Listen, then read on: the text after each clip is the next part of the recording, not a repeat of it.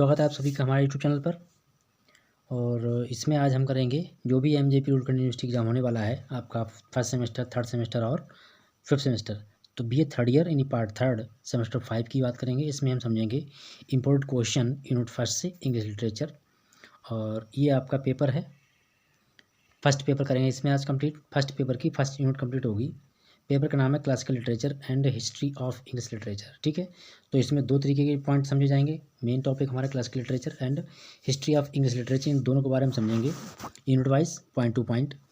तो आइए देख लेते हैं। इसमें जो फर्स्ट यूनिट हमारा है वो रहेगा हिस्टोरिकल बैकग्राउंड। ठीक है, तो जो फर्स्ट यूनिट हमारा हिस्टोरिकल बैकग्राउंड है, अगर अभी भी आपने किसी ने भी सिलेबस नहीं देखा है तो सिलेबस का वीडियो प्लेलिस्ट में अपलोडेड है, प्लेलिस्ट जाके आप ओपन कर लीजिएगा। बाकी जो आपके थर्ड सेमेस्टर और फर्स्ट सेमेस्टर वाले स्टूडेंट्स हैं उनके लिए बहुत कुछ अपलोडेड है प्लेलिस्ट के माध्यम से, उसमें आप देखिएगा। और जो भी MCQ यानी कि मल्टी चॉइस क्वेश्चन का वीडियो प्राप्त करना चाहते हैं तो प्लीज़ आप लोग कमेंट में अपना सब्जेक्ट और जो आपका सेमेस्टर है, सेमेस्टर को भी बताइए कि किस सेमेस्टर का आपका माइनर सब्जेक्ट होना है। तो इस तरीके से लोगों को जुड़ते रहिएगा। और जैसे ही आप लोग 2 के कंप्लीट कराएंगे उसी के बाद उसके साथ ही मैं आपके लिए ऑन कैमरा ऑन बोर्ड आपको समझाऊंगा। तो इसमें आप लोग हेल्प कीजिएगा और ऐसे ही आप लोग जुड़े रहिएगा। तो इसमें हम फर्स्ट यूनिट हमारी है हिस्टोरिकल बैकग्राउंड। इससे रिलेटेड जो भी क्वेश्चन है इंपॉर्टेंट क्वेश्चन, और इसमें हम very short answer type question complete करेंगे।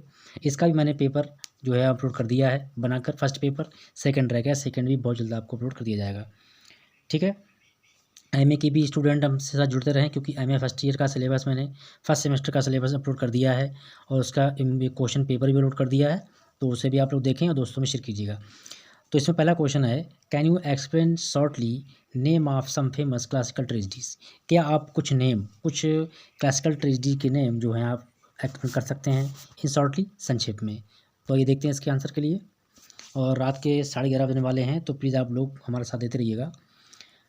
तो इसमें क्वेश्चन जो हमारा है ये था, आप can you explain in shortly name of some famous classical tragedies. ठीक है, अब इसका आंसर देख लेते हैं कि आप जो हैं कुछ क्लासिकल ट्रेजेडी जो फेमस हुई हैं उनके बारे में आपको बताना है। जैसे तो there are several famous classical tragedies have left individual on the literatures and theatre. मतलब जो भी क्लासिकल ट्रेजेडी हैं उन्होंने बहुत ही अच्छा मैसेज लिटरेचर और साहित्य पर छोड़ा है। लिटरेचर साहित्य पर एंड थिएटर, और थिएटर कहते हैं वह ड्रामा, जहाँ हम लोग प्ले वगैरह देखते हैं, जहाँ रिहर्सल होता है ड्रामा का, उस तरीके उसको थिएटर कहते हैं। या हम जहाँ मूवी देखते हैं वो भी थिएटर कहलाता है, उसको टॉकीज के नाम से ही जानते हैं। अब टॉकीज बहुत कम रह गए हैं इस तरीके से। तो among the ancient Greek Oedipus, जो अमॉन्ग द एंशियंट ग्रीक, जो ग्रीक है एंशियंट प्राचीन ग्रीक का जो प्ले है वो ओडिपस रैक्स, इसका नाम आगे थोड़ा है, देखिए ओडिपस रैक्स बाई सोप्लेस। तो सोप्लेस और लिखा गया ओडिपराइस। मीडिया बाई यूरिपैड्स, यूरिपैड्स ने मीडिया लिखा है। स्टैंड आउट एक्सप्लोरिंग थीम्स और फैट एंड रिवेंज, जिसकी थीम्स है वो फैट और रिवेंज, मतलब कि बदले के भावनाओं पर डिपेंड है। ठीक है, in the renaissance Shakespeare's masterpiece like Hamlet, Macbeth and Othello are iconic tragedies. Very most important question आ गया, यहाँ पर लाइन आ गई है कि इन द रेनेसां, जब पुनर्जागरण हुआ था उस समय, रेनेसां को हम पुनर्जागरण कहते हैं हिंदी में। तो शेक्सपियर के जो मास्टरपीस प्ले हैं लाइक ट्रेजेडी जो हैं उनमें Hamlet, Macbeth and Othello. Hamlet, Macbeth, Othello, इनसे अगर आपको कोई भी क्वेश्चन क्वेरी करनी है तो पिछले मैंने जो सेमेस्टर में पढ़ाया है शेक्सपियर के बारे में, मैकबेथ के बारे में काफ़ी डिटेल में समझाया है, तो उसमें आप देख लीजिए आगे सेमेस्टर थर्ड में पढ़ाया है मैंने, तो उससे देखिए एक बार जरूर प्ले स्टोर को ओपन कीजिएगा शेक्सपियर रिलेटेड। बढ़ते हैं आगे। तो ये आइकॉनिक ट्रेजेडी हैं, काफ़ी फेमस ट्रेजेडी हुई हैं शेक्सपियर की। कौन कौन सी? मैकबेथ, ओथेलो और Hamlet. Delving the into humans natures complexities, मतलब इस प्रकार मानव के दिमाग, दिल दिमाग पर छा गई है।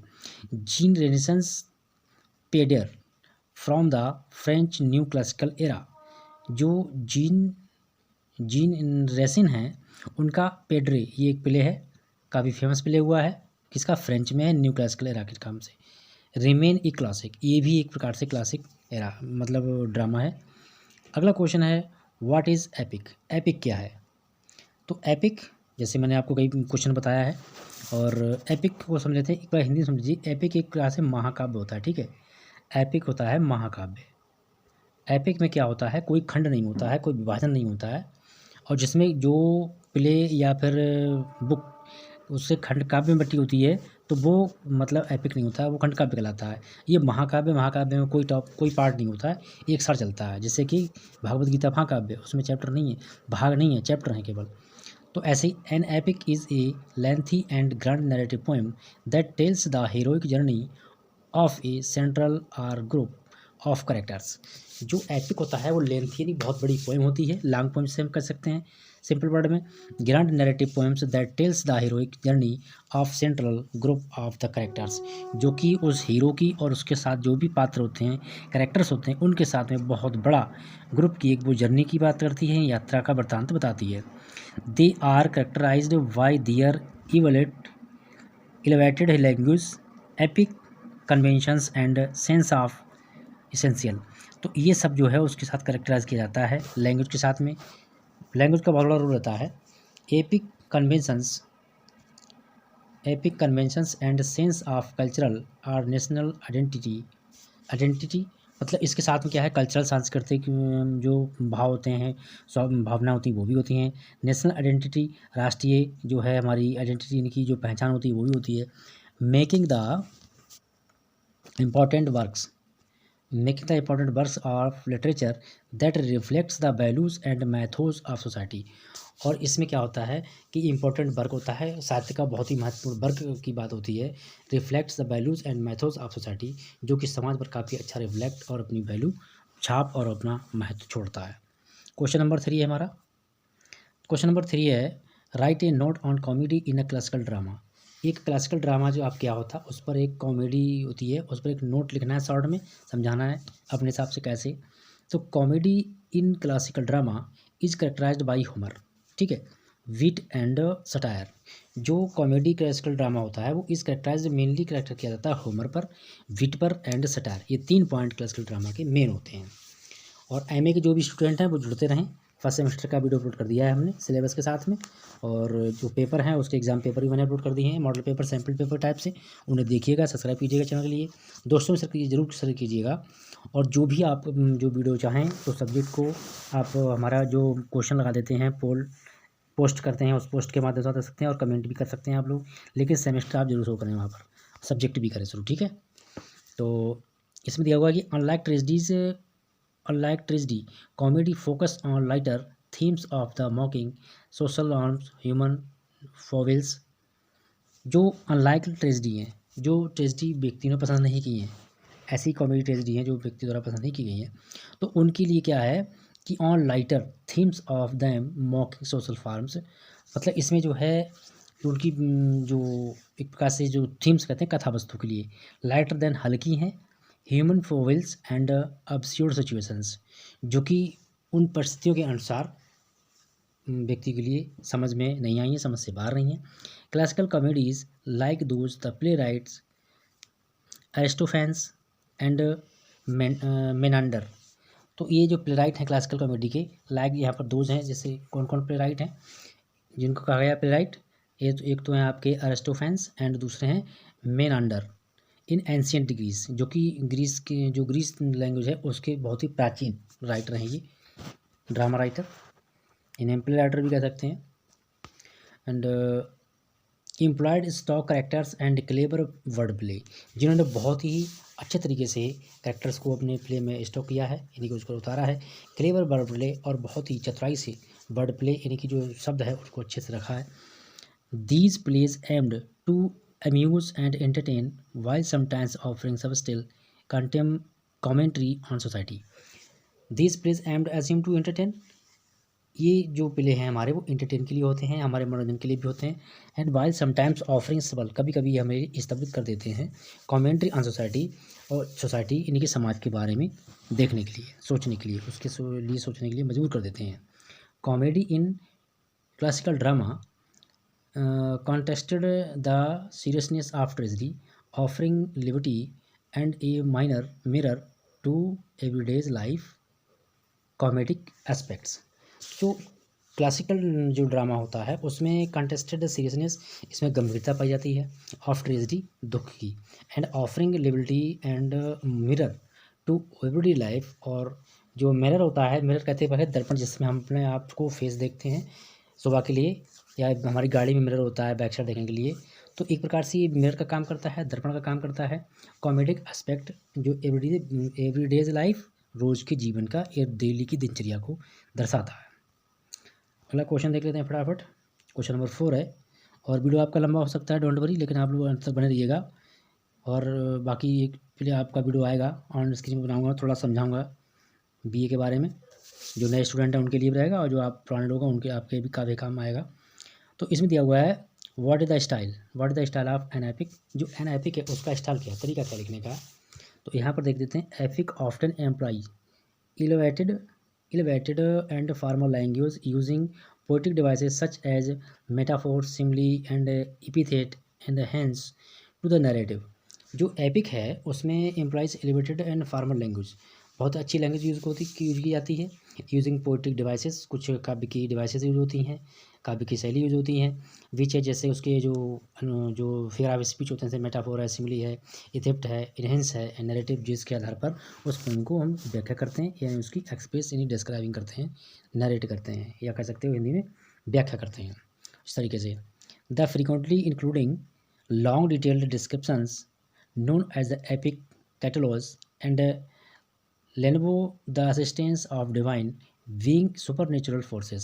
जिसके साथ क्या होता है कि फ्रीक्वेंटली इंक्लूडिंग लॉन्ग डिटेल, उसमें काफ़ी बड़ा को काफ़ी विस्तार से बताया जाता है नैरेटिव के आधार पर, यानी डिस्क्राइब तरीके से एक्सप्रेस किया जाता है। डिस्क्रिप्शंस नोन एज एपिक कैटलॉज, और जो उसका जो एपिक का जो डिस्क्रिप्शन होता है वो काफ़ी विस्तारपूर्वक दिया होता है। Inalienable assistance divine being supernatural forces, और उसमें जो सुपरनेचुरल फोर्सेस होती है जैसे लाइक डिवाइन पावर यानी गॉड, इनके लिए ज़्यादा महत्व दिया जाता है। In classical epics use structure and rhythmic meter, और जो क्लासिकल पोएम है यानी कि जो क्लासिकल एपिक्स हैं उनके लिए भी, एपिक मीन्स महाकाव्य होता है, ठीक है, मैं आपको बता चुका हूँ। तो उसके लिए भी जो राइमेटिक मैटर होता है, राइमेटिक जानते हैं आप लोग, जिससे कि हम अगर कोई शब्द बोलें जैसे कि डे और गे, तो इसके लास्ट में आवाज़ होती है वो सेम आ रही है, इस तरीके से इसको हम समझते हैं। और नेक्स्ट हमारा क्वेश्चन है 5th, what do you know about the Athenian city state. आप एथेनियन सिटी स्टेट के बारे में क्या जानते हैं, ठीक है, इसको देख लेते हैं फटाफट। तो लिखा है the Athenian city state or Athens was prominent Greek polis during antiquity renowned. मतलब जो एथेंस शहर है उसकी दौरान जो प्रोमिनेंट यानी जो सिटी स्टेट है, यानी एथेनियन सिटी स्टेट और एथेंस ये सेम है, ठीक है। और इसके बारे में बताया गया है कि renewed for its democratic governments. Democratic governments मतलब कि जो प्रजातांत्रिक गवर्नमेंट सरकार होती है उसके बारे में। It emerged as a cultural and intellectual hub in the 5th century BC। और ये बात है आपकी 5वीं शताब्दी के समय की। It was home to philosophers like Socrates, Plato and Aristotle and birth place, ठीक है। इसमें क्या इसकी बात की गई है कि सोक्रात, प्लेटो, अरस्तु एंड बर्थ प्लेस, उनके जन्म स्थान के बारे में। क्या है, डेमोक्रेसी अंडर द क्लासनेस। उस समय जैसे आपने सुना होगा कि चैप्टर पढ़ा हुआ आपने सोक्रेटिस वाला, तो उसमें सोक्रात को झटका पहला दिया जाता पीने के लिए। क्यों? क्योंकि वो सच्चाई और अच्छे विचार लोग बताते थे, इसलिए। तो उस समय कुछ कमियां थी जो इन लोगों के सामने आई हैं। Athens was pivotal the Greco Persian war, जिसमें ग्रीको पर्सियन वार यानी कि युद्ध, ग्रीको पर्सियन युद्ध का जो युद्ध है उसकी काफ़ी चर्चा हुई है। फिर पेलोनाइसियम वार एग्नेस्ट स्पार्टा, जो पेलोसियम वार हुआ था वो स्पार्टा के खिलाफ हुआ था। And its contributions to art, philosophy and politics left to lasting legacy on western civilization impacting literature, philosophy and governance। It contributions to apply to art, जो आर्ट हमारा है यानी कि जो साहित्य है, फिलासफी जो दार्शनिकता है, एंड दर्शन है, पॉलिटिक्स राजनीति है, ये सब लास्टिंग एजेंसी वेस्टर्न सिविलाइजेशन। तो इससे जो पश्चिमी सभ्यता है उससे ज़्यादा प्रभावित हुआ। हम क्या, लिटरेचर साहित्य इम्पैक्टिंग लिटरेचर फिलोसफी, जो दार्शनिक साहित्य है, दर्शन शास्त्र है, वो भी इससे प्रभावित हुआ, एंड गवर्नमेंट्स और उसकी सरकार के द्वारा भी। क्वेश्चन नंबर 6 है what was the literary culture in Augustan Rome. जो एगस्टन रोम है उसकी जो कल्चर है, लिटरेरी कल्चर है, तो क्या है, कैसी थी या क्या थी, उसको देख लेते हैं फटाफट।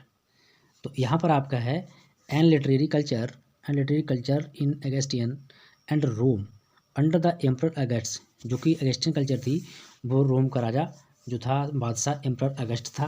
Was marked by the revival of classical forms of values, जिसके आधार पर क्लासिकल फॉर्म्स और वैल्यू के लिए काफ़ी मार्क किया गया, उसको काफ़ी तरीके से मतलब प्रचारित किया गया, उस पर काम किया गया।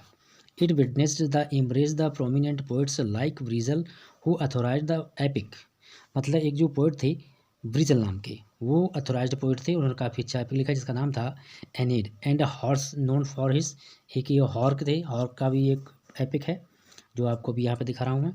उनका एपिक था known for his satirical lyric poetry, और जो हॉर्क थे वो स्ट्राइकल यानी कि व्यंग्यात्मक एंड लिरिक पोइट्री, गीतों की कहानी, गीतों की कविता के लिए फेमस थी।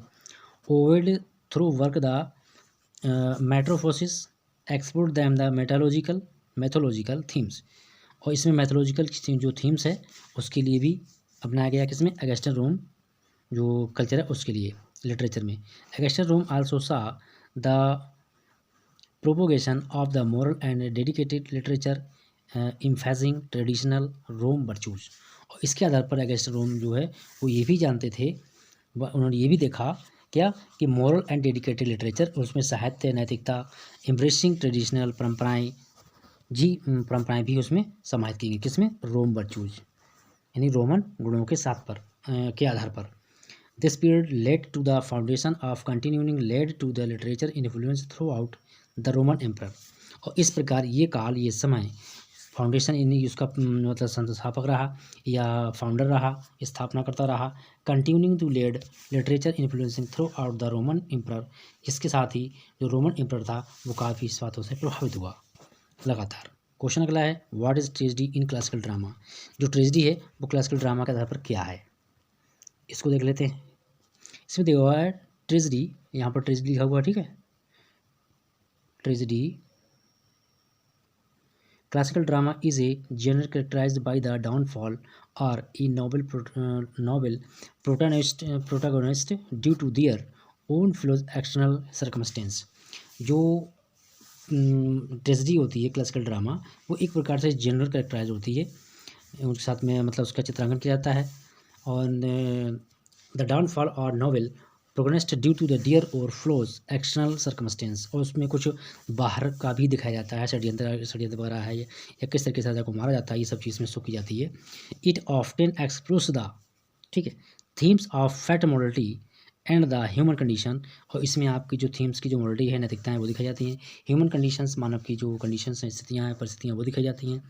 टेरेजिक plots follows specific structure including, और इसमें जो टेरेजी प्लॉट्स होते हैं उनके जो स्ट्रक्चर होते हैं, जो मतलब स्ट्रक्चर कैसे जो चित्रांकन होता है वो भी एक इस तरीके से कंक्लूड किया जाता है, इसमें समाहित रखा जाता है या फिर जोड़ कर रखा जाता है। अगला क्वेश्चन आपका है specific structure including the introduction of tragic hero, इसमें जो है ट्रेजिक हीरो होता है उसका इंट्रोडक्शन भी इंक्लूड किया जाता है। ये fatal flow revival on Fortune, और कभी कभी फॉर्चून भाग्यवश होता है, मिस फॉर्चून दुर्भाग्यवश होता है, तो उसके हिसाब से भी इस चीज़ को देखा जाता है। Next a movement of self realisation leading to the hero's ultimate suffering और डेथ, और इसमें क्या होता है कि नेक्स्ट पॉइंट इसमें जो जुड़ा जाता है वो ये है and movement of self realising कहते हैं अपने आप को महसूस कराना, लीडिंग टू हीरोज़ के बारे में, नायकों के बारे में, कैरेक्टर्स के बारे में, जो मेन हीरो हैं उनके बारे में, अल्टीमेट सफरिंग और डेथ, उनकी कष्टों और उनकी कभी कभी किसी फिल्म में मृत्यु हो जाती है तो वो चीज़ भी इसमें इंक्लूड की जाती है, दिखाई जाती है। जैसे कि आपका मैकबेथ है और आपका जूलियस सीजर प्ले है, वो इस तरीके आधारित है। अगला है classical Greek play like Sophocles and Aristophanes exemplified this genre। Oedipus Rex किसका है, सोफोक्लेस का है, एंड मीडिया किसका है, एरिस्टोफेनेस का है। तो ये प्ले हैं उस समय के। क्वेश्चन नंबर 8 आ गया हमारा, हाउ डिड ट्रेजेडी इवॉल्व, जो ट्रेजेडी है वो किस तरीके से इवॉल्व हुई, कैसे इसकी शुरुआत हुई वो देख लेते हैं। Tragedy has evolved significantly over time, tragedy जो है वो ओवर टाइम मतलब इसका महत्व है, हमेशा रहेगा। Its origins lie in ancient Greece, और इसकी भी शुरुआत ग्रीस में ही हुई थी विद क्लासिकल ट्रेजेडीज़, और क्लासिकल ट्रेजेडी के साथ। किसने शुरू की, अब देख लीजिएगा। By playwright like Aeschylus and Sophocles and Euripides. These plays often focused on mythological और हीरोइक फिगर डाउनफॉल। मतलब हीरो जो होते हैं उनका जो लास्ट कोई भी हम मूवी देखें, या तो फर्स्ट में विलेन की वो होगी, विलेन आगे बढ़ेगा, या फिर हीरो आगे शुरुआत में काफ़ी अच्छा उसका रोल दिखाया जाता है। तो इस तरीके से इसमें क्या है कि हीरो का जो डाउनफॉल दिखाया जाता है। Tragedy adopted to the different cultural contact through the age. और युगों के आधार पर ट्रेजेडी का कई तरीके से उसका अडॉप्ट किया गया है, ग्रहण किया गया है। कल्चर यानी संस्कृति के आधार पर, कॉन्टेस्ट जो है हमारा गद्य के आधार पर जो है कई प्रकार से जोड़ा गया है, युगों के आधार पर जैसे जैसे समय आया उस तरीके से। Embracing diverse theme, characters and setting. और इसमें जो है जो एम्ब्रेसिंग एंड करेक्टर्स थीम है ये वेरी मोस्ट इंपॉर्टेंट है, सेटिंग बहुत इंपॉर्टेंट है, उसके आधार पर ही हम आगे इसको लेके चलते हैं। नेक्स्ट क्वेश्चन हमारा इसका जो बचा हुआ है हिस्सा वो देख लेते हैं। Renaissance drama exemplified by Shakespeare's tragedy explored complex human emotions. और इसमें जो है जो शेक्सपियर का जो ड्रामा है वो काफ़ी चर्चा में रहा है। इन्होंने भी काफ़ी अच्छे जो हैं अपने प्ले राइट किए हैं, तो उनमें जो है यही हम पढ़ेंगे। और नेक्स्ट है जो क्वेश्चन हमारा है वो ये है, शेक्सपियर रिलेटेड क्वेश्चन जरूर आएगा, ठीक है। अगला क्वेश्चन दिया हुआ है, what is drama were famous in Augustan Rome. यानी अगस्टन रोम के समय में कौन कौन से ड्रामा काफ़ी फेमस हुए थे, ठीक है। तो इसको देख लेते हैं हम। इसमें है आपका in Augustan Rome during the reign of emperor August. जब एम्परर अगस्ट जो उसमें सम्राट थे, राजा थे, तो उसमें बात हो रही है 27 BC and 14 CE। Several notable dramatist made their mark. उस समय कुछ ड्रामाटिस्ट नाटककारों ने अपना नाम रखा, यानी कि अपना नाम किया किसमें, मतलब ड्रामाटिस्ट, एज ए ड्रामाटिस्ट नाटककार के रूप में। द मोस्ट फेमस बाज पेबुलस ब्रिजल्स मारो, कॉमनली नोन एज ब्रिजल। मतलब ये एक ही नाम है, पेबल्स ब्रिजल्स मैरो, तो एक ही नाम है, इनके लिए हम ब्रिजल नाम से जानते हैं। अगला देख लेते हैं इसकी लाइन जो बची हुई फटाफट। Renowned for his epic poem, जो कि एक अपनी पोएम के लिए जाने जाते हैं। इनकी पोएम का नाम है एपिक, एनेइड पोएम है ये। Another prominent figure was Titus मैस्क्यू, ये भी हैं, टाइटस हैं, मैस्क्यू एक ही हैं, प्लेटू हैं। Known for his comedy play that influenced later playwright. और इसके बाद में जो भी प्ले राइटर हुए वो इनसे काफ़ी प्रभावित हुए। Terence playwright of African origin, जो टेरेंस जो प्ले राइट हैं, इनके ड्रामाटिस्ट हैं, वो अफ्रीकन ओरिजिन के हैं, इनका ओरिजिन अफ्रीकन से हुआ था, अफ्रीका के हैं ये। Was celebrated for his comedies characterised by refined language. और इन्होंने भी अपने नाटकों को काफ़ी सेलिब्रेट किया, और जो कि रिफाइंड लैंग्वेज को यूज़ किया, इनकी भाषा को सुधार कर भाषा को अपने प्ले में उसको यूज़ किया गया। सोशल कंटेम्प्रेरी कमेंट्री, और जिसके साथ में समाज की, इनकी जो सामाजिक जो कंटेम्प्रेरी होती है उसको भी इसमें अपने प्ले में रखा। Tragedy drama contribute significantly to Roman literature during this era. और इस प्रकार जो है जो लिटरेचर था रोमन का, ये एरा इस प्रकार से आपका चलता रहा। तो वीडियो होता है कंप्लीट, मिलेंगे नेक्स्ट वीडियो में। तब तक दोस्तों के साथ जुड़े रहिएगा, खुद भी जुड़े रहिएगा। Thank you.